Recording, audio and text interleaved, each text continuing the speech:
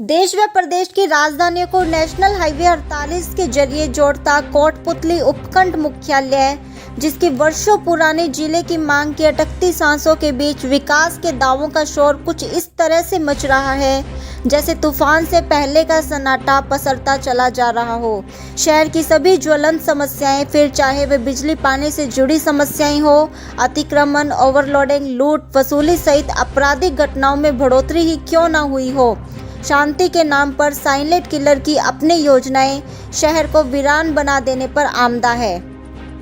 पूर्ववर्ती भाजपा सरकार के कार्यकाल के दौरान नेशनल हाईवे 48 से लगता शहर का लिंक रोड, जिसे पुतलीकट से नगरपालिका तिराहे तक गौरव पथ का नाम दिया गया, अपनी बदहाली के लिए आज भी सरकारी योजनाओं पर सवालिया निशान बनकर रह गया है। तो वहीं वर्तमान कांग्रेस सरकार का ड्रीम प्रोजेक्ट नेशनल हाईवे 48 से लगता डाबला रोड ड्रीम प्रोजेक्ट के रूप में खासा चर्चा में बना हुआ है। राज्य सरकार की ओर से ग्रामीण क्षेत्रीय गौरव पथ की तर्ज पर शहरी गौरव पथ को मंजूरी देते हुए स्थानीय गौरव पथ के लिए 2,50,00,000 रुपए की राशि स्वीकृत की गई थी। चलिए बात करते हैं भाजपा शासित कोटपुतली गौरव पथ और उसकी व्यवस्थाओं की। पूर्ववर्ती भाजपा शासित राजस्थान के प्रोजेक्ट यानी गौरव पथ पर, जहां का प्रोजेक्ट लगभग बनाकर दिया गया था 5 करोड़ का और राशि स्वीकृत की गई थी 2.5 करोड़ की, जिसमें से 1,83,00,000 रुपए की लागत से बनाए गए गौरव पथ की जो दुर्दशा आप देख रहे हैं, ये तब है जबकि एक अरसा गुजर जाने के बाद, सरकार बदल जाने के बाद, इंदौरिया टाइम्स के द्वारा जब खबर को प्रमुखता से उठाया गया, उसके बाद आज ही प्रकाशित की गई खबर और उसके तुरंत बाद जिस तरीके से पेचवर्क करते हुए आप देख सकते हैं पीडब्ल्यूडी डिपार्टमेंट जिस तरह से हरकत में आया है, निस्संदेह मीडिया के द्वारा लिए गए प्रसंज्ञान को ध्यान में रखते हुए प्रशासन ने जो मुस्तैदी दिखाई है वह एक और जहां काबिल तारीफ है, तो वहीं गौरव पथ जिसके अंतर्गत ना गंदे पानी के निकासी का कोई मार्ग खोजा गया है, ना स्ट्रीट लाइट लगाई गई है और ना ही इसके पूरे मापदंडों को पूरा किया गया है। बहरहाल इसको लेकर के स्थानीय विधायक राज्य मंत्री के द्वारा स्थानीय पंचायत समिति सभागार में मीटिंग आयोजित किए जाने के दौरान भी इंदौरिया टाइम्स के द्वारा इसे प्रमुखता से उठाया गया और उसी समय स्थानीय विधायक के द्वारा पीडब्ल्यूडी एएन को लताड़ लगाते हुए कहा गया था कि उन्हें अतिशीघ्र ये सारे मामलात की जानकारी चाहिए। रोड कितना लंबा था, कितना चौड़ा था, किस तरह के डिवाइडर छोड़े जाने चाहिए थे, किस तरह की इसकी मोटाई होनी चाहिए थी और वो तमाम जानकारियां उन्हें अब तक प्राप्त हो जानी चाहिए थी। कोई कोर्ट जाए, कोई स्टे करे, उस चीज को निकाल के ये सड़क अभी भी मुझे 70-80 फुट की कायदे थी, शहर की मेन सड़क हैं जो इन्होंने बनाए हैं, जो कि ग्राउंड पे नाले हैं ही, उन दोनों का आपस में क्रॉसिंग हो गया है। नाला कहाँ है सर? बिना नाले के गौरव पथ बन गया।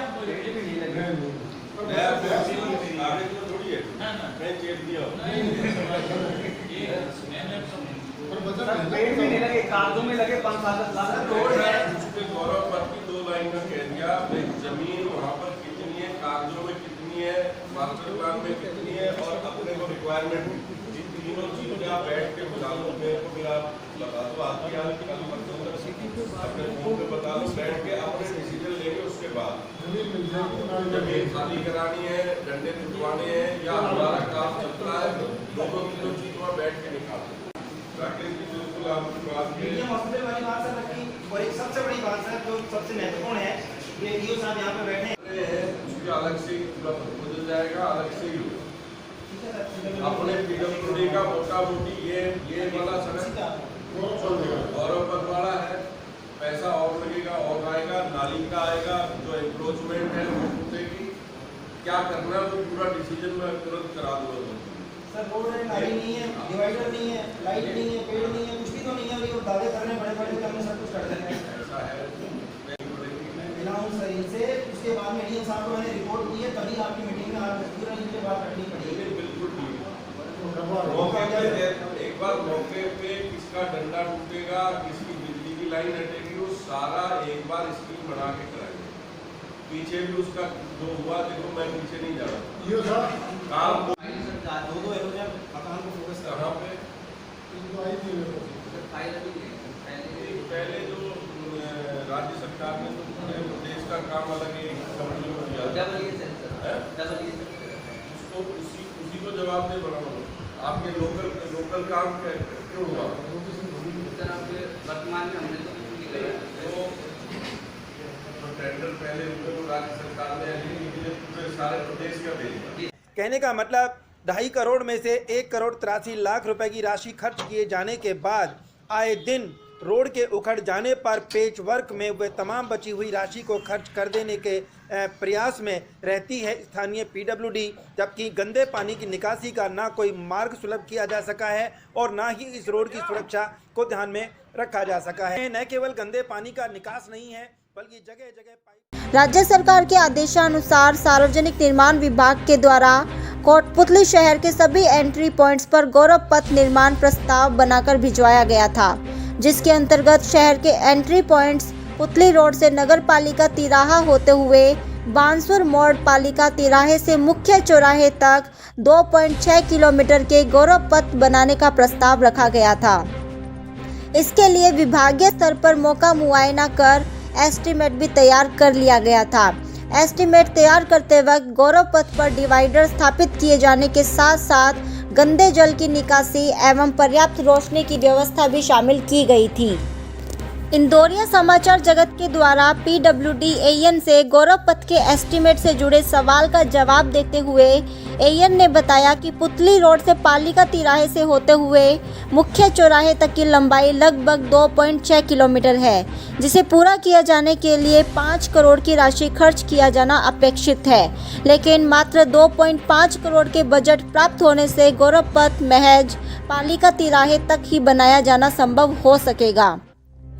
जिसके प्रारंभिक दौर में शुरुआत नगर पालिका तिराहे से लगती नगर पालिका के पुराने भवन के सामने से की गई। मास्टर प्लान को डिस्प्ले किए बिना रातों रात नगर पालिका तिराहे से नगर पालिका भवन तक बनाया गया रोड सुबह होते होते आम जन विरोध में आ खड़ा हुआ। वजह साफ थी, सड़क पर बनाई जा रही दूसरी सड़क नियमों व मापदंडों को ताक में रखते हुए बनाए जाने वाला गौरव पथ किसी को भी मंजूर न था। परिणाम स्वरूप दिन भर शहर में लगने वाले जाम और दुर्घटनाओं का शिकार होते आम जन की सुविधा को ध्यान में रखते हुए बनाए गए आर्टिफिशियल रोड की चादर को वोट बैंक की राजनीति के अंतर्गत हटा लिया गया, जो कि न केवल मटेरियल का नुकसान था बल्कि लेबर पर किया गया इन्वेस्टमेंट भी बेकार चला गया। बावजूद इसके सार्वजनिक निर्माण विभाग के द्वारा गौरव पथ का कार्य पुतली कट से शुरू किया गया। 58 लाख की लागत से सीसी सड़क पर डामर सड़क बना दी गई। गंदे पानी की निकासी के लिए नाले, डिवाइडर और रोशनी की उचित व्यवस्था का कार्य किया जाना अभी बाकी था कि सरकार बदल गई। सरकार बेशक बदल चुकी थी, लेकिन विधायक वही था। जनता का विश्वास अभी भी अपने जनप्रतिनिधि के प्रति बाकी था। विधायक होने के साथ साथ राज्य मंत्री का दर्जा प्राप्त स्थानीय विधायक राजेंद्र सिंह यादव के द्वारा स्थानीय पंचायत समिति सभागार में आयोजित उपखंड स्तरीय बैठक के दौरान इंदौरिया समाचार जगत के डायरेक्टर डॉक्टर राकेश शर्मा द्वारा गौरव पथ की विसंगतियों से जुड़े सवालों के दौरान सार्वजनिक निर्माण विभाग के एएन को जिस तरह से लताड़ लगाते हुए स्थानीय विधायक राज्य मंत्री के द्वारा अभिलंब स्वीकृत नक्शे के दौरान गौरव पथ की लंबाई, चौड़ाई, डिवाइडर कट व गंदे पानी की निकासी से जुड़े नालों की व्यवस्था और डिवाइडर पर उचित रोशनी की व्यवस्था के लिए जाने के लिए जिस अंदाज में निर्देशित किया गया था, अब तक गौरव पथ एक रोल मॉडल के रूप में आसपास के विधानसभाओं के लिए आकर्षण का केंद्र हो सकता था, मगर ऐसा हो न सका। परिणाम स्वरूप 2 करोड़ 50 लाख रुपए की स्वीकृत राशि में से 1.83 करोड़ की राशि खर्च किए जाने के बावजूद भी स्थिति आज भी न केवल जस की तस बनी हुई है, बल्कि मापदंडों को ताक में रख मास्टर प्लान के अभाव में सांप सीढ़ी नुमा अधूरे नालों में धंसा अंधकार में डूबा गौरव पथ के नाम पर सीसी सड़क पर डामर की सड़क बना दी गई।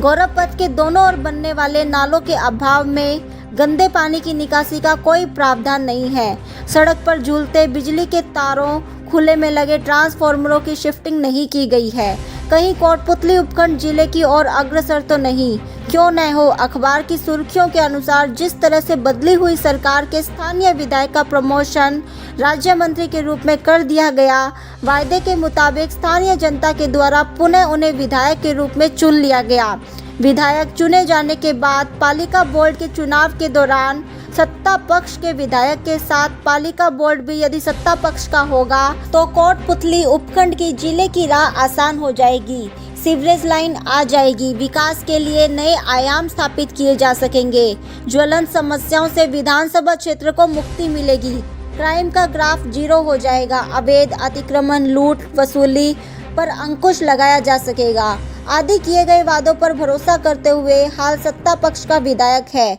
सत्ता पक्ष का पालिका बोर्ड है और विधानसभा में सरकार के रूप में अपने क्षेत्र की पैरवी करने के लिए राज्य मंत्री के रूप में स्थानीय विधायक को अपना ड्रीम प्रोजेक्ट लागू करने का पूरा अधिकार है। चलिए बात करते हैं जयपुर दिल्ली राष्ट्रीय राजमार्ग से लगता नीम का थाना सीकर रोड पर 12 करोड़ 22,55,000 की लागत से बनने वाले 1 किलोमीटर सीसी डामर रोड के पुनर्निर्माण कार्य की जो कि अनवरत रूप से जारी है